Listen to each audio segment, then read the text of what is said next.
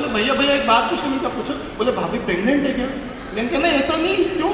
ऐसा कुछ भी नहीं। बोले नहीं नहीं मुझे फोटो में देख के लगा। मैंने कहा पगली तेने गलती से मेरा पेट देख लिया होगा। वो ये चीजें हो जाती है सर। तो जब पेट की बात आती है सर, मैं एक कविता आपको सुनाता हूं, आपको आनंद मिलेगा, सुनिएगा। एक बार तालियां बजाते रहेगा बहुत बहुत कि ए मेरे प्यारे सगे पेट, तू मेरी एक बात मान ले यार। ए मेरे प्यारे सगे पेट, तू मेरी एक बात मान ले यार, बस अब और बाहर मत निकल, मेरा इतना से दर्द जान ले यार कि खुद रहा भूखा पर तुझे भूखा नहीं रखा, और किसी भी मौसम में मैंने तुझे सूखा नहीं रखा। अरे कचौरी समोसा और आलू बड़ा भी खूब खिलाया तुझे, छाछ लस्सी और कोल्ड ड्रिंक भी खूब पिलाया तुझे। अरे मूंग का हलवा, दूध का कलाकंद और सांची का श्रीखंड दिया, बादाम का शेक, गन्ने का जूस और जल में जीरा डाल कर पिया। तेरी हर पसंद का ध्यान रखा रे मैंने, जरूरत से ज्यादा तेरा मान रखा रे मैंने, जरूरत से ज्यादा तेरा मान रखा रे मैंने, पर तूने मेरे लाड़ प्यार का गलत इस्तेमाल किया।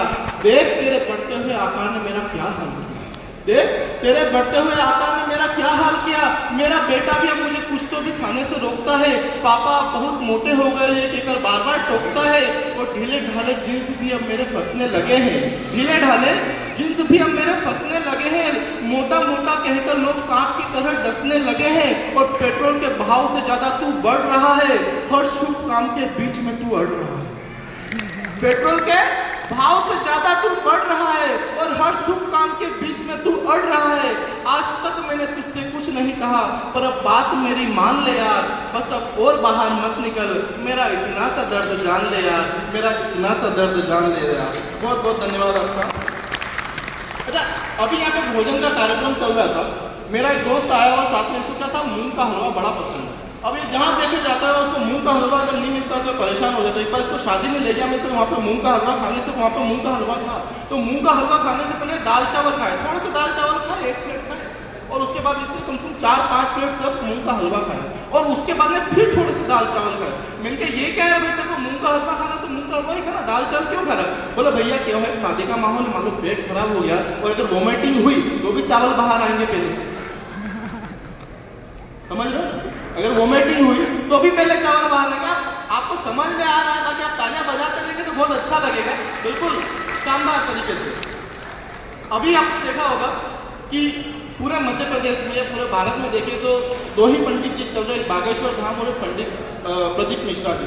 मेरी पत्नी साहब पंडित प्रदीप मिश्रा जी की कवि एक भागवत जी में गए और वहाँ से उनकी कथा सुनकर आए। पंडित जी ने अलग अलग तरह की बातें बताई, और मेरी पत्नी तो बहुत धार्मिक प्रवृत्ति की, तो उन्होंने जो जो बताया वो सब कुछ किया उन्होंने। वो आए मेरे बात बोले शिव आज से अपन रोज 1 लोटा भगवान सूर्य भगवान को जल चढ़ाएंगे, और पहली रोटी जो है अपन वो गाय के लिए बनाएंगे और दूसरी रोटी जो कुत्ते को खिलाएंगे। तो उसने वो काम चालू किया। पर हम तो क्या इंदौर में रहते हैं, इंदौर के नगर निगम में सारे कुत्ते गाय को सबको पकड़ लिया, और मैं जिस कॉलोनी में रहता हूँ ना वहाँ तो कुत्ता दिखता है ना गाय दिखती है। और मेरी पत्नी तो भाई पंडित मिश्रा जी ने बोल दिया, मतलब पत्थर की लकीर, उन्होंने जो बोल दिया वो पत्थर की लकीर, कोई माने या नहीं माने पर उनकी बात मानना जरूरी है। तो वो पत्नी क्या करती है मेरी, कि जल तो चढ़ा देती है, पर जब रोटी की बात आती है तो ना कुत्ता मिलता है ना गाय मिलती है, तो वो क्या करती है, बहुत भोली वो पत्नी है मेरी, वो क्या करती है कि जो गाय की पहली रोटी होती है वो खुद खा लेती है।